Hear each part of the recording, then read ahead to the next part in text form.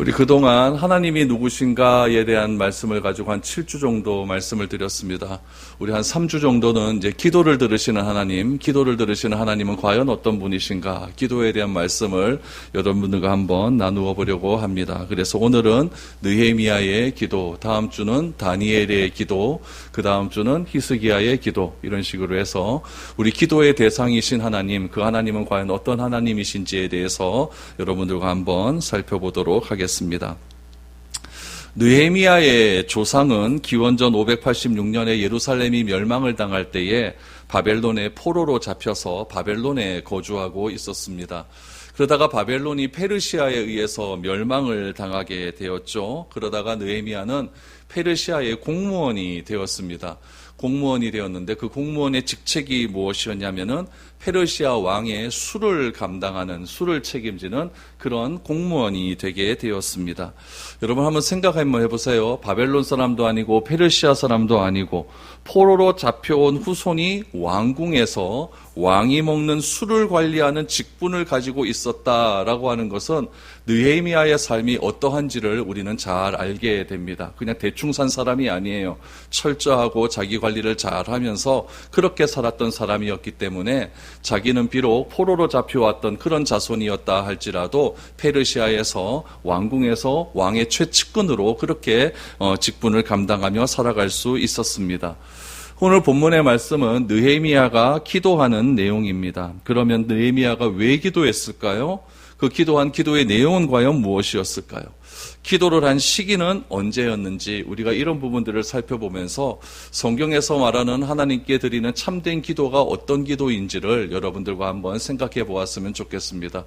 우리는 매일 기도하지 않습니까? 하루라도 빠지지 않고 기도하지 않는 사람이 없습니다. 그렇다면은 그 기도가 과연 맞는 기도인가, 기도의 기준이 과연 어떤 기도인가를 우리가 알고 기도하는 것이 훨씬 좋다라는 것이죠. 그래서 우리가 한 3주 정도 살펴본 그런 기도의 내용을 통하여서 우리의 기도를 다시 한번 점검할 수 있는 그런 시간이 되었으면 좋겠습니다. 먼저 느헤미야가 기도한 시기와 이유에 대해서 한번 살펴보았으면 좋겠습니다. 왜 기도했을까요? 1절에서 3절까지의 말씀을 다시 보시죠.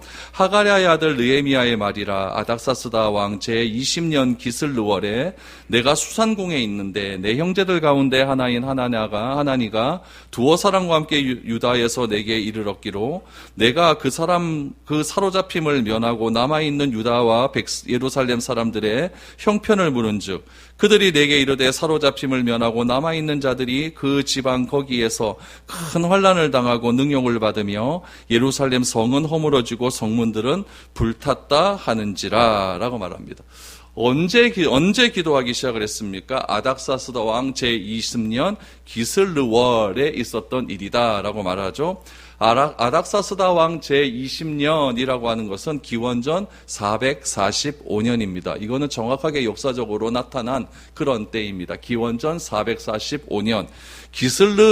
기슬르월이라고 하는 것은 그 페르시아의 달월이겠죠. 우리 태양력으로 하면 11월 중순에서 12월 중순 이렇게 보시면 됩니다. 11월 중순에서 12월 중순이면 태양력으로 우리 때 겨울이라고 해서 거기가 겨울이라고 생각하시면 안 됩니다. 이거 굉장히 큰 오산인데 거기는 또 다른 계절일 수가 있을 것 아니겠습니까? 그때 느헤미야가 어디에 있었느냐? 수산궁에 있었다라는 이야기죠. 페르시아는 굉장히 넓은 영토를 장악하는 그런 국가였죠. 그렇기 때문에 페르시아 왕이 한 도시에서만 나라를 다스리는 것이 굉장히 힘이 들었습니다. 그래서 그 각 지역마다 중요한 도시 4개를 정했어요. 바벨론이라고 하는 도시, 또 앙메다라고 하는 도시, 페르다폴리스라고 하는 도시, 오늘 본문에 나오는 수산이라는 도시, 거기에 4개의 도시에 궁을 하나씩 세워놓고 필요에 따라서 궁을 순회하면서 그렇게 정치를 했던 왕이 아닥사스다 왕이었습니다.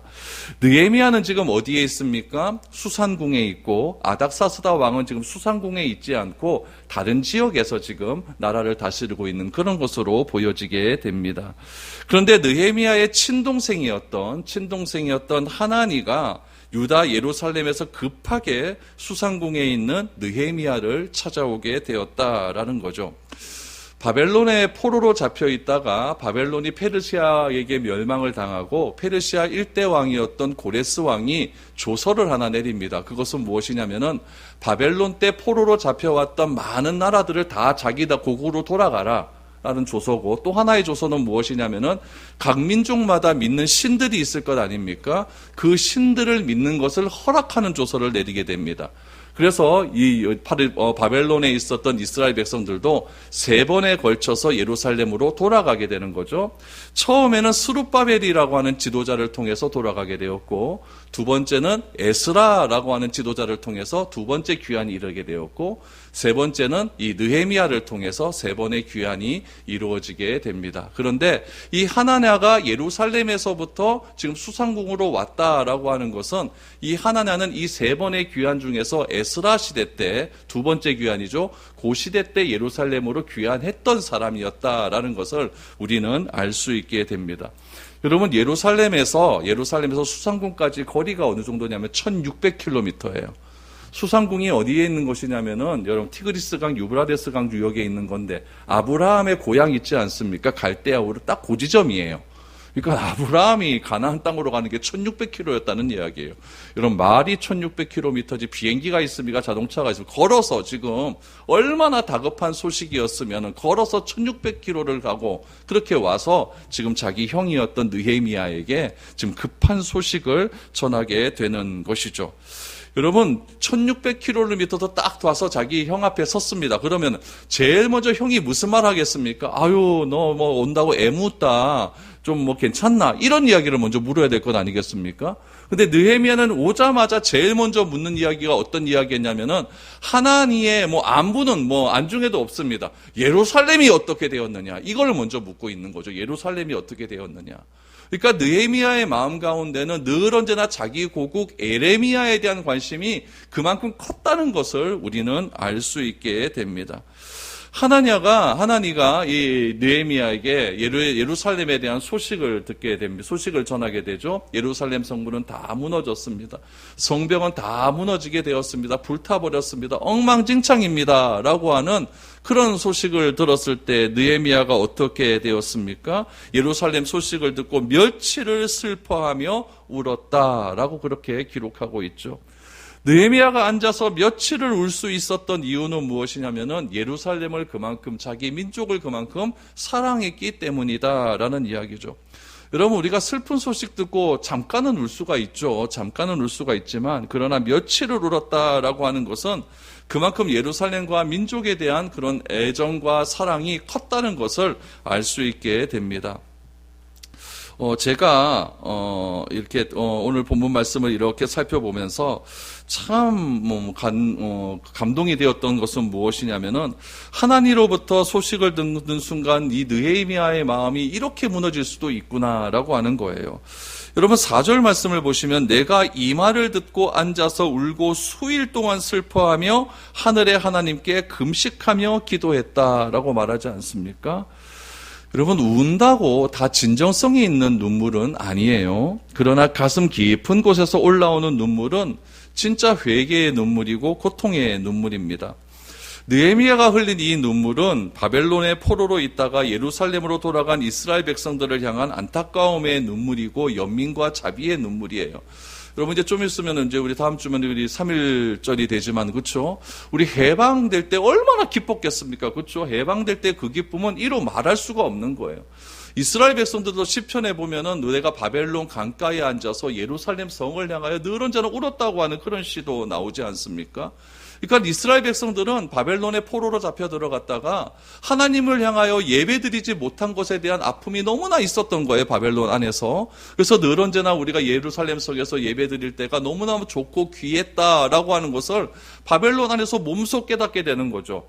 그러다가 바벨론이 멸망하고 페르시아의 왕이, 페르시아라고 하는 나라가 새롭게 등장함을 통해서 이제 너희들 예루살렘으로 가도 좋아. 거기서 너희들 성전을 짓고 하나님께 예배드려 라고 하는 명령이 떨어져서 갔다는 이야기죠. 그럼 잘 돼야 될 것 아닙니까? 기뻐하며 갔을 것 아닙니까? 그런데 예루살렘 성으로 들어가는 과정 가운데 성전을 지으려고 하고 성전을 지으려고 했더니 그 안에 있었던 그 막 사람들이 일어나서 그 성전 짓는 것을 방해하는 일들이 일어나지 않습니까? 막 달매 이런 사람들이 나타나서 막 방해하는 일들이 일어나게 되었다는 이야기죠. 그런 일들을 통해서 성전 건축이 중단이 되는 것 아닙니까? 그 성전 건축이 중단되는 것을 너무나 안타까워하신 하나님께서 학개 스가랴를 보내어 주셔서 성전 건축은 반드시 이루어져야 된다. 그래야 하나님에 대한 신앙이 회복되어야 된다. 그런 것들을 강하게 메시지로 증거하지 않습니까? 그런데 이스라엘 백성들 마음 가운데 명작 예루살렘에 들어와 보니 이 하나님을 향한 신앙이 다 무너져 버리고 만 거죠. 조그만 방해가 일어나게 되니까 다 무너지고 만 겁니다. 그래서 성전 건축이 중단이 되었다는 이야기죠. 이런 상황 가운데 느헤미야 동생이었던 하나니가 급하게 수상궁으로 1600km를 그렇게 달려서 자기 형에게 이야기하는 거죠. 성전 건축은 중단이 되었고 성벽은 다 무너져 있고 지금 예루살렘이 엉망진창입니다 라고 하는 소식을 들었을 때 느헤미야가 통곡을 하며 하나님께 울기를 시작했다는 이야기죠. 그만큼 여러분 느헤미야는 이 예루살렘을 향한 그런 마음이 컸다라는 것을 알 수 있게 됩니다. 제가 처음 신학을 시작했었을 때 90년이죠. 그때 처음 시작했었을 때 우리 학과에 학과장 교수님이 있었는데 그분이 하나님이 누구신지를 저에게 처음으로 말씀해 주신 분이었습니다. 지금은 작고하셨는데 문창수 교수님이라고 하는 분이었는데 그분은 키가 저보다 더 커요. 더 큰데 빼짝 말랐습니다. 빼짝 말라서 아주 좀 이렇게 못되게 생겼습니다. 빼짝 말랐어요. 그런데 그분은요 늘 언제나 기도회를 통한 경건을 강조하신 분이었고 늘 책과 씨름하시는 분이었고 성경과 씨름하시면서 이렇게 원어를 가지고 성경을 해석하고 우리에게 가르쳐주기를 원하시는 그런 분이었어요. 그분이 강의를 하는 도중에 제가 아직까지 남아있는 마음이 있어요. 90년에 들었던 강의 내용이 아직까지 남아있다는 걸 진짜 제 마음속에 깊이 남아있는 겁니다. 어떤 대목이었냐면은 그리스도인의 눈에 하나님으로 인한 눈물이 사라지는 순간 하나님의 은혜는 떠났다라는 거예요. 어떤 분은요 습관적으로 우시는 분이 있습니다. 어떤 분은 다른 사람 감정에 공감을 잘해서 눈물을 흘리는 분도 있습니다. 연속극 보다가 우는 분도 있죠. 그러나 우리가 하나님 때문에 하나님의 은혜 때문에 하나님이 베풀어 주신 사랑 때문에 울어본 적은 과연 언제인지를 한번 생각해 봐야 돼요. 예배의 자리와 기도의 자리에서 말씀의 자리에서 눈물이 메말랐다라고 하는 것은 은혜의 단비가 없어졌다는 이야기고 내 마음이 너무나 굳어졌다라고 하는 이야기죠. 왜 그럴까요? 오직 내 삶에만 관심이 있기 때문에 그렇습니다. 나에게만 집중하면요, 여러분 다른 것엔 관심이 없다는 이야기죠. 교회에 대한 관심도 성도에 대한 관심도 느헤미야와 같이 민족에 대한 관심과 사랑이 사라지게 되면 나의 심령은 금방 굳어지고 만다는 이야기입니다. 저는 우리의 눈물이 좀 회복되었으면 좋겠습니다. 그래서 교회에 대한 사랑, 우리 성도에 대한 사랑, 우리 민족에 대한 사랑, 우리 모든 성도님들에 대한 그런 사랑들이 다시 한번 잘 회복이 되어서 내가 하나님께 나아가서 그들을 위하여 기도할 때마다 눈물이 느헤미야처럼 폭포수처럼 흘러나와서 그것이 잠깐의 감정에 의한 눈물이 아니라 며칠을 울고 금식하며 울 수 있는 그런 마음의 기도가 우리 가운데 넘쳐날 수 있었으면 좋겠습니다. 예수님도 눈물을 흘리지 않습니까? 조금 있으면은 감람산 전망대에서 예루살렘을 바라보면서 저 예루살렘 성이 조금 있으면 무너질 것 같은데 어떻게 하면 좋을까라고 하면서 예루살렘의 멸망을 바라보며 눈물을 흘리셨고, 나사로의 죽음 앞에서 나사로의 죽음이 너무나 슬프니까 주변의 사람들이 막 울지 않습니까? 그 나사로의 죽음 앞에서 예수님은 눈물을 흘리셨고, 겟세마네 동산에서 십자가를 지시기 전에 온몸이 땀이 핏방울이 될 수 있도록 그렇게 눈물을 흘리시면서 예수님도 눈물이 메마르지 않는 그런 분이었다라는 이야기죠. 우리의 눈에도 눈물이 많이 회복되었으면 좋겠습니다. 그 눈물이 애정에 대한 그냥 나의 자신에 대한 그런 눈물보다는 하나님에 대한 눈물, 우리 교회에 대한 눈물, 우리 성도들에 대한 눈물로 더욱더 회복되어질 수 있는 그런 시간들이 되었으면 좋겠습니다. 오늘 본문의 느헤미야는요, 예루살렘의 소식을 듣고 며칠을 그 자리에서 앉아 울었대요. 며칠을 그 자리에서 앉아서 울었다. 그리고 금식하며 울었다라는 거죠. 여러분, 금식은 근심의 표현이에요. 마음이 아프고 어떻게 하지 못하는 상황에서 내가 할 수 있는 최선의 방법은 금식밖에 없기 때문에 내가 외부로부터 들어오는 어떤 육체적인 그런 공급을 다 끊어버리고 하나님께 매달리는 것이 금식이다라는 이야기죠. 그렇다면 이 느헤미야가 간절하게 그 자리에서 울면서 며칠을 울고 금식하며 기도했던 그 기도의 내용이 무엇인가? 오늘 그 기도의 내용이 오늘 본문에 나온다는 이야기죠. 저는 오늘 이 기도의 내용을 4가지로 한번 정리를 해보았습니다. 그래서 이런 기도의 내용을 잘 한번 보시고 우리의 기도도 이런 기도가 되면 좋지 않을까, 그런 마음으로 한번 이 기도의 느헤미야의 기도를 한번 생각해 보았으면 좋겠습니다. 첫 번째로 느헤미야는 하나님이 어떤 분이신지를 먼저 고백합니다. 하나님이 어떤 분이신지를 고백한다. 5절을 보시죠. 이르되 하늘의 하나님 여호와 크고 두려우신 하나님이여, 주를 사랑하고 주의 계명을 지키는 자에게 언약을 지키시며 긍휼을 베푸시는 주여 간구하나이다. 여러분, 기도는 누구에게 하는 겁니까? 하나님에게 하는 겁니다. 하늘에 계신 우리 아버지여, 기도는 하나님께 하는 겁니다. 그런데 기도의 대상인, 기도를 하나님께 하는데 그 기도의 대상인 하나님이 누구신지 잘 모른다. 그것처럼 여러분들 어리석은 일이 없다는 이야기입니다. 느헤미야는 그 하나님을 어떻게 표현하고 있습니까? 크고 두려우신 하나님, 크고 두려우신 하나님. 이거는 하나님을 경외한다라는 이야기죠. 하나님을 경외의 대상으로 보고 있는 거예요. 하나님을 만만하게 보는 대상이 아니라 하나님은 나보다 훨씬 크고 두려우신 분이다. 함부로 가까이 갈 수 있는 그런 분이 아니다. 하나님을 경외의 대상으로 이야기를 합니다. 그뿐만 아니라 하나님을 어떻게 정의합니까? 주를 사랑하고 주의 계명을 지키는 자는 반드시 언약을 지키고 긍휼을 베푸시는 하나님으로 고백하고 있다는 이야기죠. 그 하나님께 느헤미야는 기도하겠다라고 말합니다. 여러분, 기도가 무엇일까요? 여러분, 잘 한번 선택해 보세요. 밸런스 게임입니다. 기도하는 내가 중요합니까? 아니면 기도를 들으시는 하나님이 중요합니까? 하나님이 중요하겠죠? 내 기도 제목이 무엇인지 아는 것이 중요할까요? 아니면 어떤 기도 제목에 응답하시는 하나님을 아는 것이 중요할까요? 뒤에 있겠죠? 어느 쪽이 먼저일까요? 우리는 이 우선순위가 바뀌지 않으면 우리의 신앙은 절대 변하지 않습니다. 우리는 다 압니다. 다 아는데 기도할 때 되면 반대로 기도한다는 이야기죠. 내 기도 제목이 우선이고 내 기도 제목 하나님 아십니까? 라고 말하는 것이 우선순위로 자리 잡고 있다라는 이야기죠. 우리는 늘 하나님보다 내가 더 중요합니다. 기도하는 내가 더 중요하죠. 하나님, 내가 이 자리에 나와 기도하지 않습니까? 왜 안 들어주십니까? 이렇게 기도하지 않습니까? 그래서 기도의 대상이신 하나님이 어떤 분인지 알지 못하고 내가 이렇게 기도하니까, 내가 3일 금식하며 기도하니까, 40일 작정하며 기도하니까 하나님, 내 기도 들어주셔야 됩니다. 협박하지 않습니까? 여러분, 오로지 내 기도를 일방적으로만 그렇게 하나님께 고하는 것, 무엇 하나 하더라도 여러분 순서가 중요한 거예요. 물건을 사도 사용 설명서를 잘 읽어보고 해야 물건을 바르게 사용할 수 있는 것 아니겠습니까? 기도의 대상이신 하나님께 기도한다고 하면서 그 기도의 대상이신, 기도를 들으시는 하나님이 어떤 분이신지 알지 못한 채 일방적으로 기도한다고 한다면 그 기도는 절대로 바른 기도가 될 수 없다라는 사실입니다. 느헤미야는 어떻게 기도합니까? 하나님은 크고 두려우신 하나님이다. 내가 함부로 할 그런 존재가 아니다. 하나님을 경외의 대상으로 이야기합니다. 하나님은 주를 사랑하고 그의 계명을 지키는 사람에게는 반드시 언약을 지키시는 하나님을 내가 믿습니다. 그 믿음을 가지고 내가 이 시간 하나님께 기도합니다. 이렇게 기도를 시작하고 있는 것입니다. 우리의 기도와는 좀 다르지 않습니까? 저는 우리의 기도도 하나님을 경외하는 그런 기도가 먼저 나왔으면 좋겠습니다. 나의 삶 가운데 하나님이 어떤 존재인지를 먼저 내 입으로 고백하는 그런 기도가 나왔으면 좋겠습니다. 그래서 저 여러분들도 느꼈을지 모르지만 저는 기도할 때마다 항상 먼저 시작하는 게 살아계신 하나님 아버지. 잘 모르시나 보네.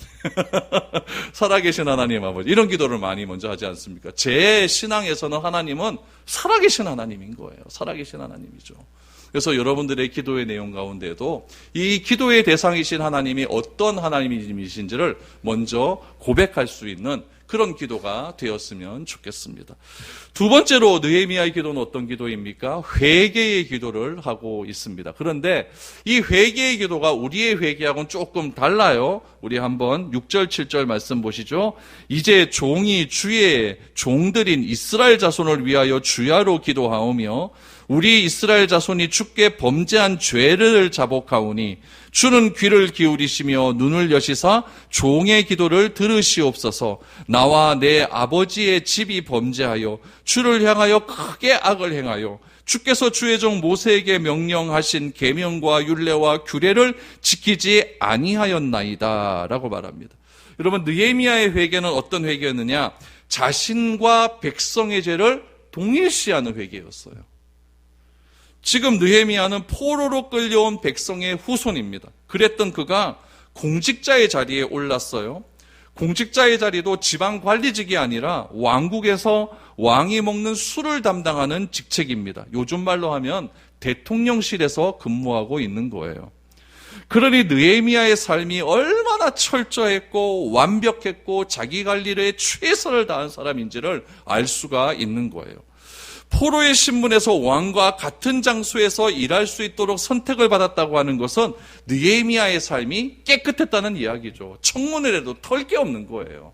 그렇게 깨끗한 느헤미야의 삶이었습니다. 그런데 느헤미야의 기도는 백성의 죄와 자기의 자신을 똑같이 여기고 있습니다. 그래서 뭐라고 기도합니까? 나와 내 아버지의 집이 범죄하였나이다. 이렇게 고백합니다.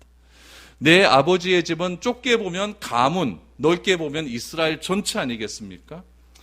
나의 가문이 죄를 범했고 이스라엘 민족이 죄를 범했기 때문에 나도 죄인이다. 나도 주 앞에 회개한다. 이렇게 고백하고 있는 것이죠. 그의 죄의 내용이 무엇일까요? 이스라엘 민족, 나와 내 아버지의 가문이 범죄한 죄의 내용은 무엇일까요? 모세에게 명령하신 계명과 규례와 율법을 지키지 않았다라는 이야기죠. 구체적으로 하나님께 죄를 고백하고 있는 겁니다. 느헤미야는 이스라엘이 죄를 지은 것에 대해서 한탄하지 않습니다. 우리는 이런 말 많이 하잖아요. 이래 교회가 이래갖고 어야 되겠노? 이런 얘기 많이 하지 않습니까? 한탄하지 않습니까? 그러나 이 느헤미야는 그렇게 한탄하지 않는다는 이야기죠. 이스라엘이 죄를 지은 것에 대해서 그들을 불러서 나무라지도 않습니다. 이스라엘이 지은 죄는 곧 나의 죄다. 이렇게 고백하고 있는 거예요. 이것이 여러분 이스라엘을 향한 사랑이 없으면 이렇게 할 수가 없는 일이죠. 그럼 부모는 자식이 죄를 지어 학교에 불러가면요, 선생님 앞에서 죄인이 됩니다. 자식이 죄를 지었지만, 자식이 잘못했지만 자식의 잘못은 곧 부모가 자식을 잘못 교육시키고 잘못 가르쳤기 때문이라고 선생님 앞에서 머리를 90도로 굽이죠. 왜 그렇습니까? 잘못은 자식이 했는데 왜 부모가 자식의 잘못이 부모의 잘못이라고 이야기할까요? 자식에 대한 사랑이 있기 때문에 그렇습니다. 오늘날 우리의 현실을 보십시오. 얼마나 많은 지도자들이 자기 살겠다고 자기와 함께한 사람을 탓하고 있지 않습니까? 얼마나 많은 지도자가 자기의 자존심과 명예를 지키기 위해서 백성을 탓하고 백성을 향한 핑계를 대고 있지 않습니까? 나는 잘못이 없다라고 핑계하며 살아야 할까요? 세상이 살아가는 방법대로 우리 그리스도인도 그렇게 살아가야 될까요? 나는 잘못 없고 다 얘 때문이다. 다 이 사람 때문이다. 이렇게 말하며 살아가야 될까요? 그래서 우리가 세상에 살아가는 그 방법대로 살아가기 위해서 기도하고 있습니까? 세상에서 남들보다 더 잘 살기 위해서 예배하고 있습니까? 그것이 주님의 마음을 달라고 기도하는 우리의 바른 자세일까요? 절대 그렇지 않습니다.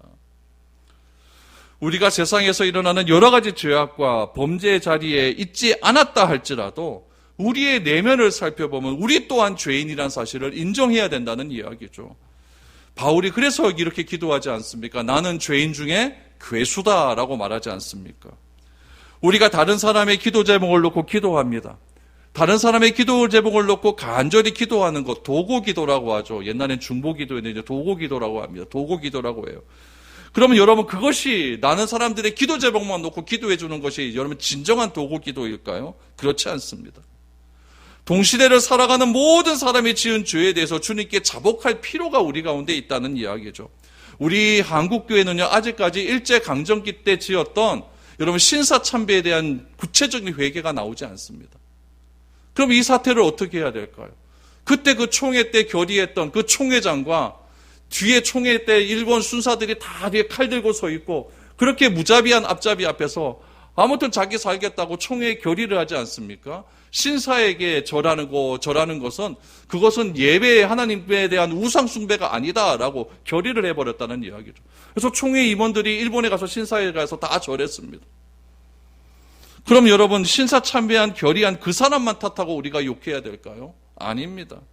같은 마음으로 같은 그리스도인으로 우리가 함께 자복하며 회개하며 아버지 집에서 저지른 죄를 나도 지었다고 고백한 느헤미야의 회개가 우리에게도 필요하다는 이야기죠. 오카는 목사님이 살아계셨을 때 우리나라 그 상암 경기장에서 크게 부흥 집회를 한번 한 적이 있었어요. 그때 오카는 목사님이 회개한 것이 무엇이었냐? 이 부분이었어요. 우리 조상들이 저지른 죄에 대해서 왜 우리는 가만히 있느냐? 피를 토하는 심정으로 회개의 기도를 했습니다. 그때 여러분 상암 축구 경기장에 모였던 그 사람들이 난리가 났습니다. 여러분 유튜브 찾아보시면 그때 그 오카는 목사님의 피를 절규하는 그런 회개의 설교가 나올 겁니다. 그런 설교를 통해서 우리가 다시 한번 우리가 지었던 모든 죄가 나의 죄다. 이런 자복함이 우리 가운데도 필요하다라는 이야기죠. 느헤미야는 자기 아버지의 가문에 지었던 모든 죄가 나의 죄입니다. 라고 그렇게 자복하기를 시작합니다. 세 번째로 느헤미야는 어떻게 기도합니까? 말씀에 근거한 간구함이 필요하다라는 거죠. 말씀에 근거한 간구함. 8절 이하를 보십시오. 옛적에 주께서 주의 종 모세에게 명령하여 이르시되 만일 너희가 범죄하면 내가 너희를 여러 나라 가운데 흩을 것이요 만일 내게로 돌아와 내 계명을 지켜 행하면 너희 쫓긴 자가 하늘 끝에 있을지라도 내가 거기서부터 그들을 모아 내 이름을 두려고 택한 곳에 돌아오게 하리라 하신 말씀을 이제 청하건대 기억하옵소서. 이들은 주께서 일찍이 큰 권능과 강한 손으로 구속하신 주의 종들이요 주의 백성이니이다 라고 말합니다. 느헤미야는 여러분 철저히 말씀에 근거한 기도합니다. 여러분 8절을 보시고 9절을 보시면은 어떤 말이 나오냐면 만일이라고 하는 말이 나와요. 만일 어떻게 하면은 하나님이 어떻게 범할 것이고 만일 어떻게 행하면 하나님께서 복을 내리신다. 이런 구조는 어디에서 나오냐면 신명기에 나오는 말이에요.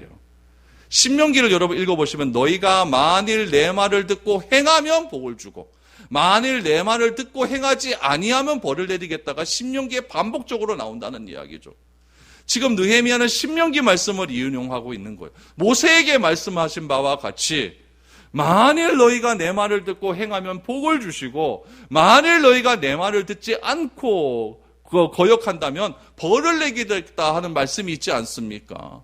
느헤미야는 그 말을 기억하고 있는 거예요. 왜 바벨론으로 끌려왔습니까? 우상 숭배 그렇게 하니까 끌려온 것 아닙니까? 이거는 너희가 내 말을 듣고 행하지 않았을 때 일어난 결과라는 이야기예요. 그러나 느헤미야는 무엇이라고 합니까? 하나님께서 하신 말씀을 기억하옵소서. 이제 내가 회개하고 만일 너희가 내 말을 듣고 행하기만 하면 흩어져 있는 모든 주의 백성을 한 곳으로 모일 수 있다라고 하셨사오니 하나님이 이 말씀을 듣고 기억하여 주시어서 우리 백성을 다시 한번 한마음 한뜻이 되게 하여 주시옵소서. 이렇게 기도합니다. 그 흩어진 백성들이 어떤 백성이라고 이야기합니까? 10절에 보니까 주께서 일찍이 큰 권능과 강한 손으로 구속하신 주의 종들이요 주의 백성이다라고 하나님이 선택하신 민족이라는 이야기예요. 하나님을 꼼짝 못하게 만들어버립니다. 왜 그렇습니까? 하나님은 신실하신 분이기 때문에 한 번 결정하신 것을 절대 변하지 않습니다. 한 번 말씀하신 것을 번복하는 일이 없습니다. 하나님께서 아브라함에 가신 약속이 있지 않습니까? 이 민족을 복되게 하겠다. 복된 민족이 이렇게 흐트러져서는 되겠습니까? 하나님 다시 모으게 하여 주옵소서. 우리가 회개하고 다시 주의 말씀을 청종하고 행하겠나이다 라고 말을 하고 있죠. 여러분 이런 기도가 나 중심적인 기도일까요? 아니에요. 누구 중심? 하나님 중심의 기도이죠. 하나님이 어떤 기도를 원하시는지 기도를 들으시는 하나님께서 어떤 기도를 기뻐하시는지를 느헤미야는 정확하게 알고 기도하고 있다는 이야기죠. 그러나 우리의 기도는 어떻습니까? 우리는 오로지 나 자신을 의지하기 위한 기도입니다. 내 뜻을 꺾고 하나님의 뜻에 순종하겠다고 하는 기도는 찾아보기가 어렵습니다. 어떻게 해서라도 내가 의지하고 있는 것, 돈과 명예와 성공을 달라고 하는 그런 기도이고, 내가 의지하고자 하는 것을 반드시 이루고자 하는 기도가 대다수의 기도 아니겠습니까? 이런 기도는요, 기도가 아니라 뭐다? 기복입니다. 이런 걸 기복이라고 해요. 우리는 기복을 하면서 기도하고 있다고 착각하고 있는 것이죠. 기도는 하나님을 추구하는 겁니다. 기복은 나를 추구하는 거예요. 기도는 하나님의 뜻을 이루어 달라고 하는 겁니다. 내 뜻을 이루어 달라고 하는 건 뭐다? 기복입니다. 주기도문에서 하늘의 뜻이 이 땅에서도 이루어지기를 바란다라고 매일같이 기도하고 있지 않습니까? 이것이 기도라는 이야기예요. 그런데 우리의 기도는 하나님의 뜻과는 상관없이 오로지 내가 의지하는 것을 이룰 수 있도록 하나님께 그렇게 부르짖고 있습니다. 이것은 기도가 아니라 기복입니다. 느헤미야의 기도는 철저하게 하나님의 말씀에 기초합니다. 우리가 하나님의 뜻과 계명과 규례를 지키겠다고 이제는 결단을 합니다. 그러면 하나님께서 말씀하신 대로 온 백성을 다시 모아달라고, 예루살렘으로 모아달라고 기도하는 것이죠. 그러므로 우리가 참된 기도를 하기 위해서는 성경 읽고 기도해야 되는 이유가 바로 여기에 있는 거예요. 성경을 알지 못한 채 하나님이 무엇을 원하시는지 알지 못한 채 기도하게 되면은 그것은 여러분 기복이 되고 말게 되는 것이죠. 저는 우리의 기도가 말씀에 근거한 기도로 변화될 수 있기를 바랍니다. 때를 써서 나의 소원을 강요하는 부르짖음이 아니라 하나님의 뜻이라고 한다면 내가 원하는 것을 포기하고 내려놓고 하나님의 뜻에 순복할 수 있는 결단이 경험되어지는 기도, 그것이 하나님이 원하시는 참된 기도라는 이야기죠. 여러분, 이것이 최고의 기도의 응답입니다. 왜냐하면 내 뜻보다 내 소원보다 하나님의 뜻과 소원이 더 의롭고 완전하고 완벽하기 때문에 그렇습니다. 나보다 하나님이 더 크고 존귀하시고 의롭기 때문에 그렇습니다. 말씀을 붙들고 기도하는 것이 여러분 그것이 참된 믿음이기 때문에 그렇습니다. 여러분 지금까지 우리의 기도가 어떠했던지 간에 오늘 이 시간 이후로부터 우리의 기도는 나 중심적 기도가 아니라 하나님 중심의 기도가 되기를 바랍니다. 그럴 때 그것이 기복이 아니라 기도가 될 수가 있는 것이죠. 마지막으로 느헤미야는 어떻게 기도할까요? 모든 환경이 하나님의 뜻대로 형통해지기를 기도합니다. 모든 환경이 하나님의 뜻대로 형통해지기를 기도한다. 11절을 보시죠. 주여 구하오니 귀를 기울이사 종의 기도와 주의 이름을 경외하기를 기뻐하는 종들의 기도를 들으시고 오늘 종이 형통하여 이 사람들 앞에서 은혜를 입게 하옵소서 하였나니 그때에 내가 왕의 술관원이 되었느니라 라고 말합니다. 느헤미야는 하나님이 어떤 분인지 고백합니다. 백성의 죄와 자신의 죄를 동일시했고 말씀을 붙들고 기도할 때에 느헤미야는 이제는 어떻게 기도할까요? 자기 자신을 형통하게 해달라라고 기도합니다. 여러분 가만히 생각하면 이걸 잘못 이해하면 좀 오해할 수 있어요. 지금 느헤미야의 인생이 성공한 인생입니까? 성공 안 한 인생입니까? 여러분 대통령실 들어갔다면 성공한 거예요. 이거는요. 명함에 청와대 찍혀 있는데 여러분 그거 누가 함부로 할 수가 있겠습니까? 느헤미야의 명함은 수상궁 술 맡은 관원장 이렇게 찍혀 있어. 그 명함 하나면 다 통과예요. 형통한 인생이고 성공한 인생입니다. 그런데 또다시 느헤미야는 형통을 기도합니다. 무슨 의미일까요? 여러분 예수님이 마리아가 예수님께 자신의 가지고 있는 향유옥합을 다 깨뜨리지 않았습니까? 그리고 자신의 머리털로 예수님의 발을 씻기고 다 그렇게 씻기지 않습니까? 그러나 느헤미야는 뭐라고 이야기하느냐? 자기에게 향유옥합이 있어요. 옥합이 있어요. 중요한 게 있어요. 그러나 또 다른 향유옥합을 나에게 주시면 그것을 나를 위해 사용하는 것이 아니라 다른 사람을 위해 사용하겠다. 그런 의미의 형통입니다. 느헤미야가 자기를 위해 성공을 구하고 더 나은 자리를 구했다고 한다면 느헤미야는 성경에서 기도의 사람으로 또한 믿음의 사람으로 우리에게 소개되지는 않았을 것입니다. 그러나 느헤미야가 구하는 형통은 자기 자신을 위함이 아닙니다. 여러분 우리도 형통을 다 원하지 않습니까?